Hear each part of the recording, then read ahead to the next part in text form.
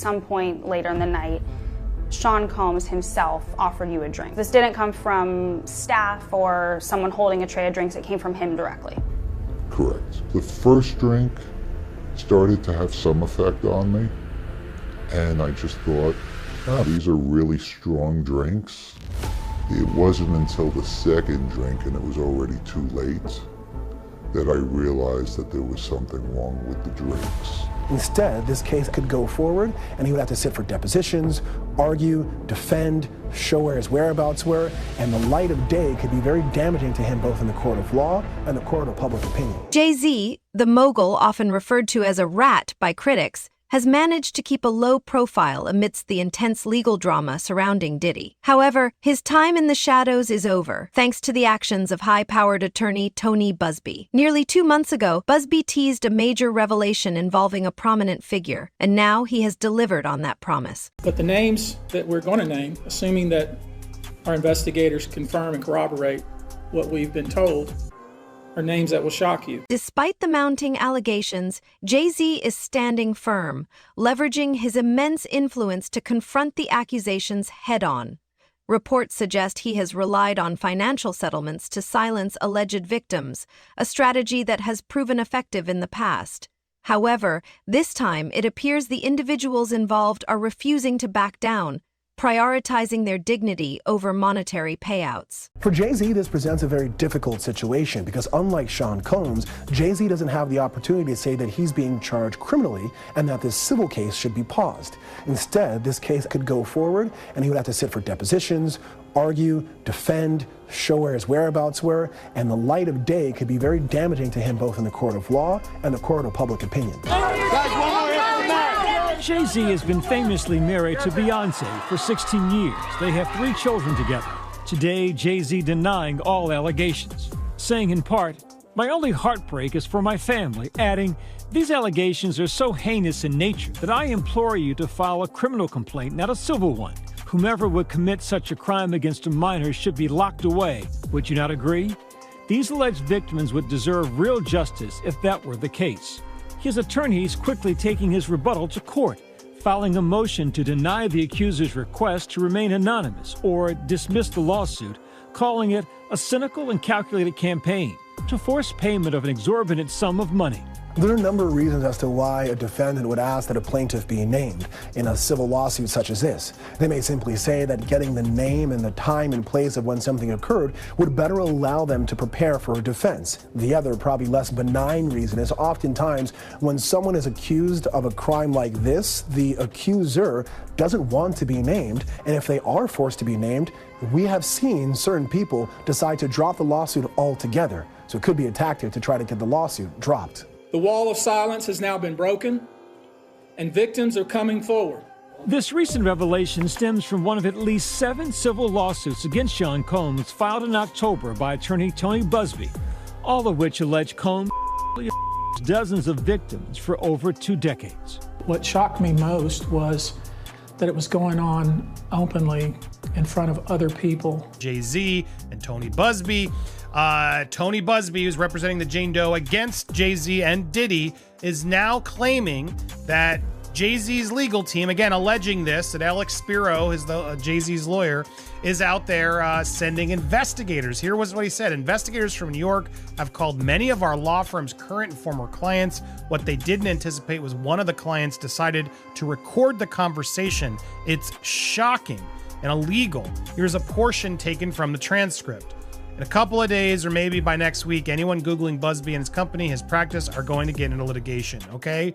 What we're trying to do is we are trying to put this thing together for the company that we're working for. We could get you paid. You could get money right soon, you know? We gave this kid $1,000 to start yesterday just to get him on the right path. At the end of the day, this is going to go through the courts. Buzbee is getting sued. These guys are on tape offering to pay clients to sue our law firm.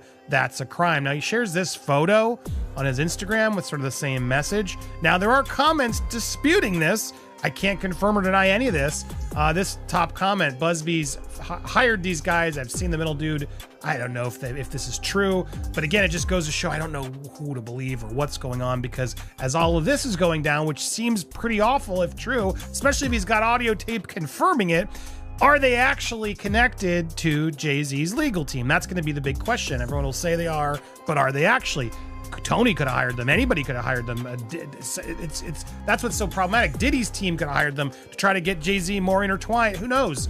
At the same time, Tony Busby's also being accused of coercing one of the women who stepped forward after calling the phone number to basically change the story. And then when they didn't, they got dropped.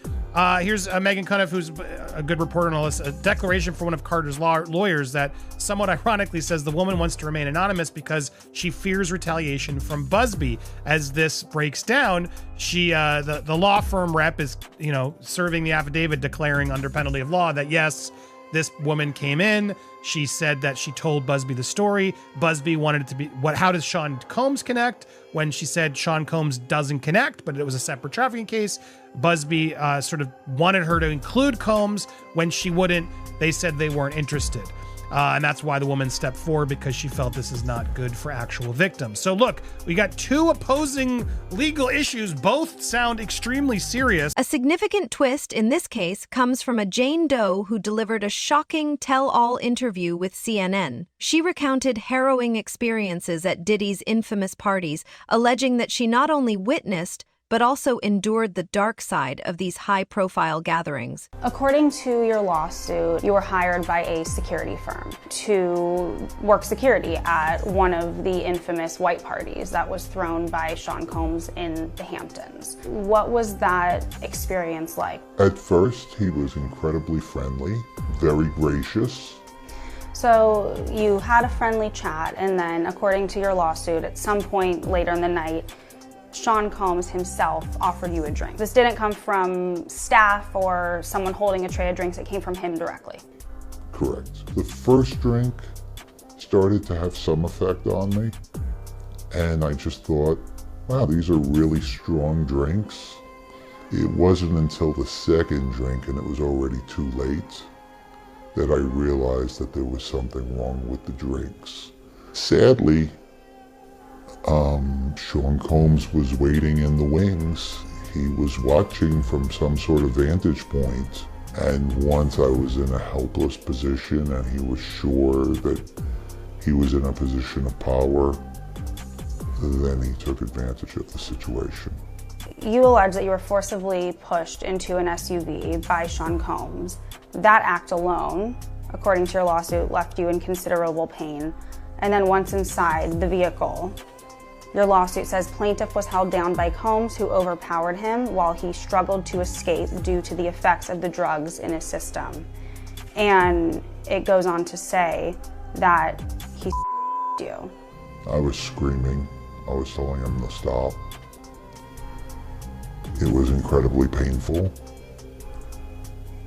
And he was acting like it was nothing. And he seemed to be disconnected from it. It was beyond belief.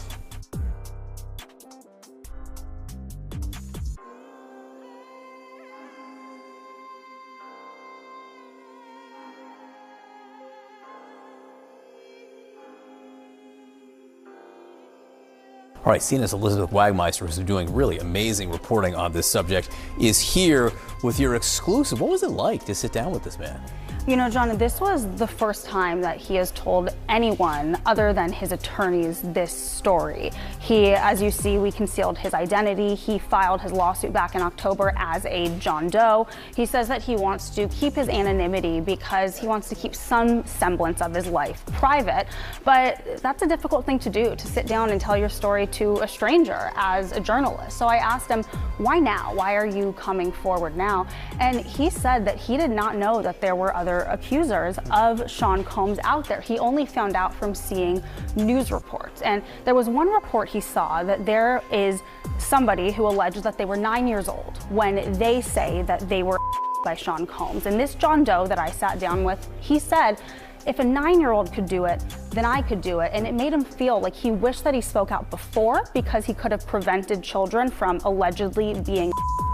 Now, as I said, this lawsuit was initially filed back in October of this year, so these claims are not new, but this is the first time that he sat down. In fact, John, this is the first time that any accuser of Sean Combs has sat down with the media for an interview. Jazar Wright, a vocal critic of Jay-Z, has faced significant backlash, particularly following her explosive interview with Piers Morgan, where she was accused of spreading propaganda. However, with fresh allegations linking Jay-Z to Diddy's legal troubles, Wright is experiencing a resurgence in credibility. In her latest interview, she delves deeper into the dynamics of the Carter novel's family, shedding light on Solange's long-standing animosity toward Jay-Z, an issue famously highlighted during their viral elevator altercation nearly a decade ago. It's now being talked about louder than ever. I guess, does that give you some peace to know that people are finally really questioning this man? It's emboldening me. I spoke on Piers Morgan. I said that I had 3 victims that I've been working with, victims of the Carters, that were ready to come forward. This might help them feel a little more confident now. So this is great because he's been evading. But the thing is, everyone in the backdrop knew that he was the celebrity John Doe. Everybody knew that. They knew it when I did Piers Morgan. Is Beyonce celebrity B? I hope to God not. But she was around. And she's very... she's got enough on her plate. After everything that happened with the election and everything that's happening right now, I'm not going to dump on that woman. She got better fish to fry. Well, what I will say is that her husband, she knows exactly who he is. Yeah. She knows. She knows. I want to give you props though, because on your channel, which I want to plug, you Jaguar Right Effect, you guys can support it. You posted last night, your first response was reposting the unedited Piers Morgan interview, which I found very ballsy and very telling. And again, this is where it all came from, where Piers Morgan was scared by Alex Spiro, Jay-Z's attorney, proving they are watching and they're being litigious. I got to watch my back, Jaguar. I appreciate you That's fine. getting that. And I don't want to lose my platform. I can't afford God, Alex no. Spiro. I wouldn't want that for anyone. I don't want anyone to lose their platform. He's good. He's good too. Right or wrong. He's real good. What I wanted to take this video for is we're going to have Jaguar live tomorrow around 4 p.m. Eastern. She's coming back for a long form conversation. We're going to hear plenty. If you got questions, come ask them. Jonas, tomorrow, hit the subscribe. Jaguar, I want to do a victory lap for you here. I want to say, because people say you're being crazy, but the reality is I think you were onto something before a lot of us, specifically about Jay-Z. And there are some clips I want to watch with you, particularly one of Rihanna that really freaked me out. This clip, guys, if you haven't seen it, which I hadn't seen it until this morning when I saw this headline, Kim found it for me. Let's watch this clip quickly. Crazy Let's that you watch haven't Tyra seen like pushing to get this out of Rihanna, and when it does, man, it made me feel very, very uncomfortable. Audition. Yes, but before I met him, I was so nervous. I was shaking literally. But the moment I walked into the office, the atmosphere was so warm and welcoming. You had to sing a cappella for him? Yes, I had to sing. I sang Pun to Replay. I sang another ballad from the album last time. Yeah. So then what did he say to you? He said something to you. Oh yes, he said, we don't sing songs here, we sing artists. And there was this little pause, and I was nervous. But then he said, and we're interested. And there was this sudden feel of relief. But then he said something about a window and a door or something. Oh, then he said, he did it homework. I did a lot of homework on you, Miss Lady. He said, there are 2 ways to leave here, either through the door with the deal sign or through this window, and we're on the 29th floor. So you was like, where's the pen? Where's the paper? I'm signing. Yeah. The audience is so uncomfortable. Like, I don't know if Tyra was trying to get that on the record, but my God, what Jaguar?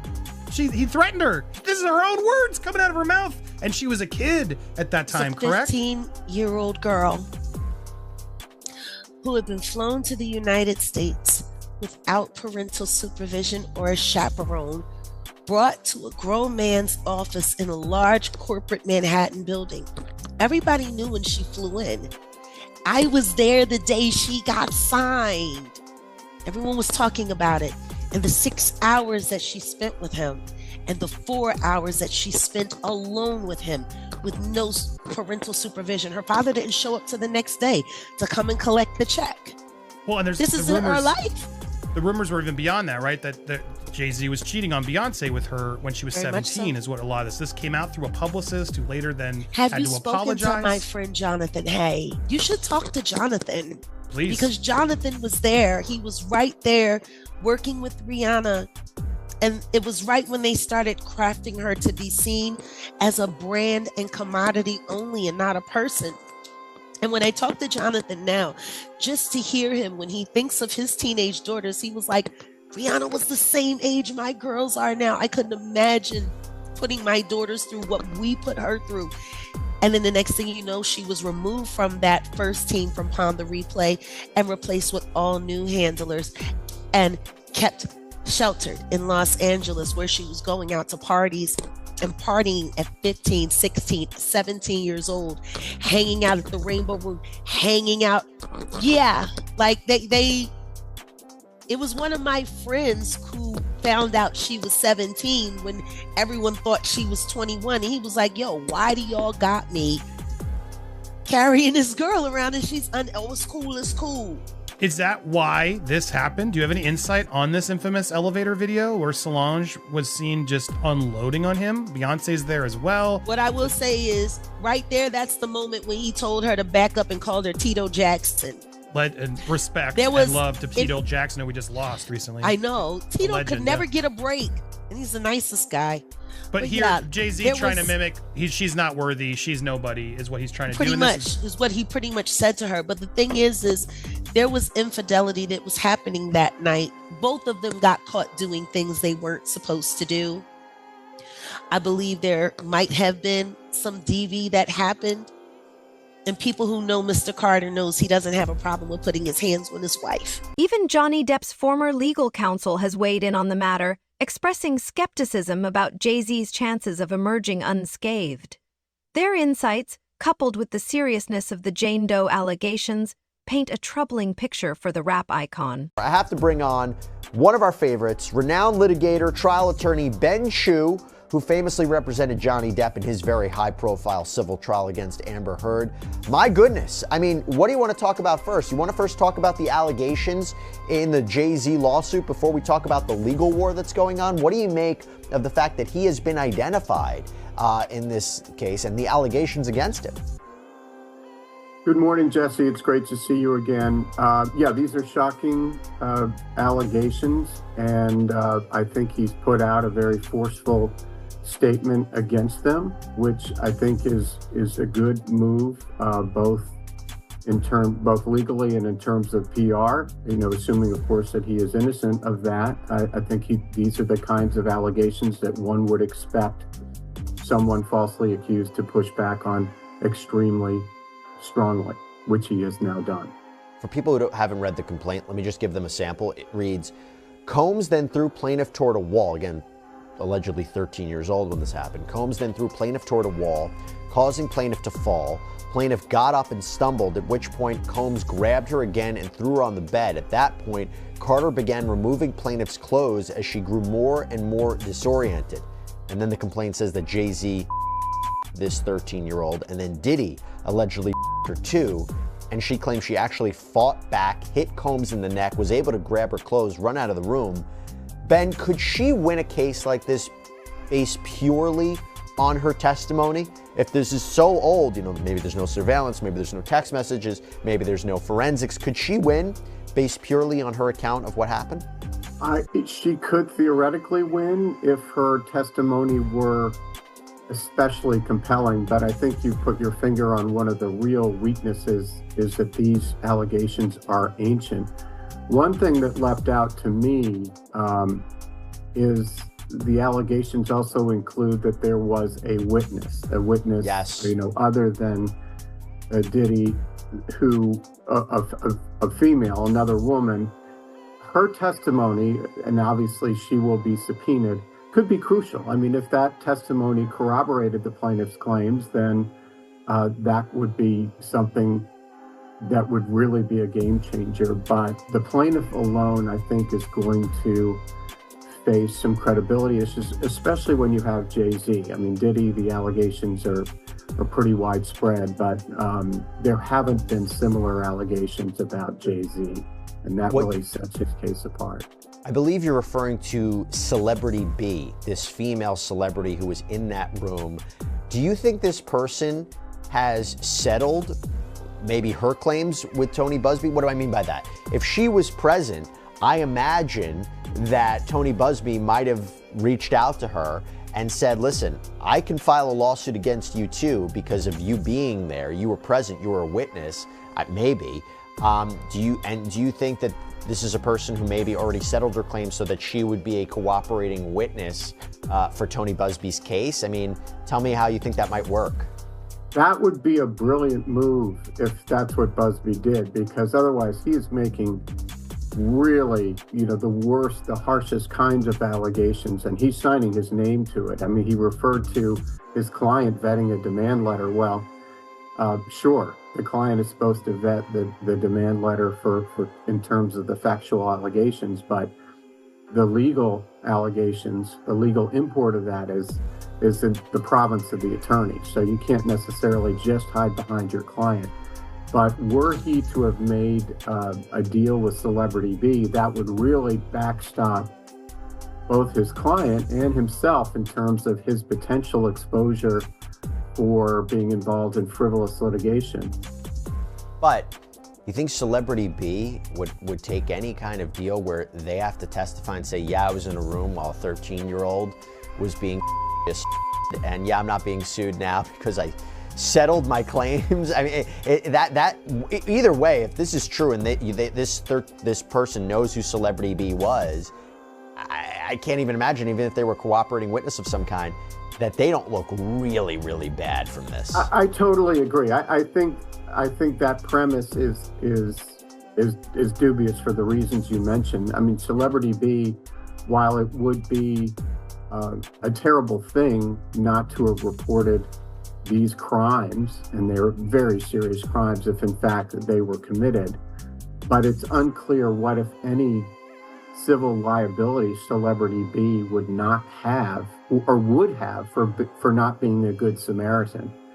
I mean, I think the statute on that, to the extent that there's any liability for not reporting, had long since been passed. So I don't think she would have any legal or factual incentive to make such a deal. I think her incentive would be not to cooperate at all and to deny that she witnessed any such thing. This case is particularly significant as it officially links Jay-Z to Diddy's ongoing scandal, making him a subject of federal investigations.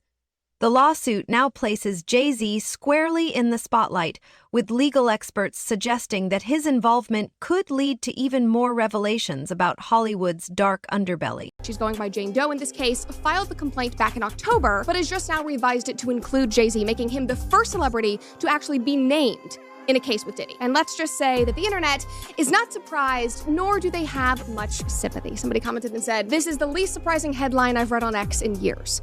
Another person said, "I was waiting for the Jay-Z stories. I believe it." I mean, guys, like, the comments go on for miles here. Well, we tried to tell you, not shocked. We already knew he was involved. Now, obviously, this is incredibly important to note, especially if we're being consistent here, but in this country, people are innocent until proven guilty. Even people who have been close friends with Diddy for like 30 years and most likely knew about or attended his freak-offs, even they are innocent until proven guilty. That is how our justice system works, and hopefully we still have a shred of integrity. But in the court of public opinion, Jay-Z is done, and apparently he's been done for a while. Somebody commented and said, Jay-Z was close friends with R. Kelly, Diddy, Harvey Weinstein, and now suddenly there's no way he could be a LMFAO. There is thread upon thread upon thread exposing him, going viral on X, literally racking up upwards of 20 million views each. One of them said, Jay-Z a criminal turned tycoon, a thread exposing all the rapper's involvements with minors and a real. And the one thing that all of these threads bring up and really start with is the age discrepancy with when he met and started dating Beyonce, who was 12 years younger than him, and the fact that they've never really given a clear answer. They've said anything from 15 years old to 19 years old. This 13-year-old, I guess, lied to her parents about where she was at this night, and she wanted to be at the VMAs. So she rolls over to the Radio City Music Hall. This is in New York City, where the VMAs was being hosted, and she's like trying to get into the VMAs, She can't get in. She's going up to limo drivers and trying to shoot her shot, which at 13 years old, what the hell are you doing at the VMAs? I guess it was a different time. She ends up talking to a limo driver, discussing her plan, what she's trying to do. And apparently this driver was like, hey, you know, Diddy likes young girls, I'm paraphrasing here, and you're exactly perfect for the job here. And that's how she ends up getting exactly what she's wanted here. She goes to this after party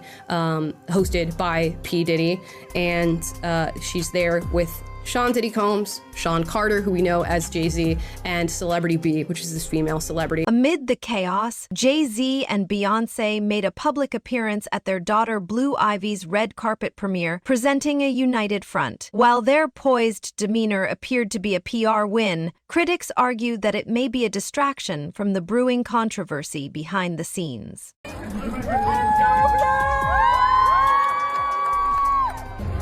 Hi, Beyonce. Hi. Blue, you look beautiful.